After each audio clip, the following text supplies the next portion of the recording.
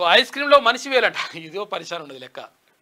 Ice క్రీమ్లో మనిషి వేలు వచ్చేందో ఏమో కానీ ఇది చూడు ఎట్లుండదు. ముంబైలో ఓ వ్యక్తి ఐస్ క్రీమ్ తింటుండగా అందులో మనిషి వేలు వచ్చింది.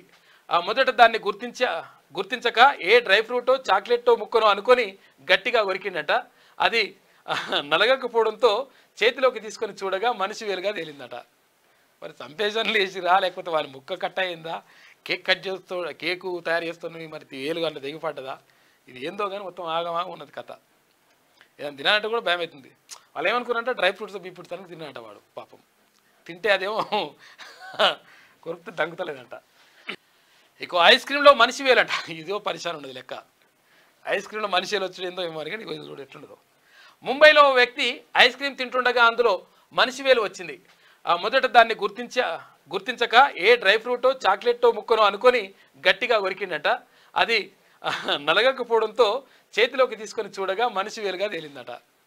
మరి సంపేషన్లు వేసిరా లేకపోతే వారి ముక్క కట్ అయిందా, కేకు తయారు చేస్తున్నవి మరి వేలు అంటే దిగిపడ్డదా, ఇది ఏందో కానీ మొత్తం ఆగమాగా ఉన్నది కథ. ఏదైనా తినాలంటే కూడా భయం అవుతుంది. వాళ్ళు ఏమనుకున్నారంటే డ్రై ఫ్రూట్స్ బీఫ్రూట్స్ అని తిన్నాట వాడు పాపం. తింటే అదేమో కొరికితే దంగుతలేదంట.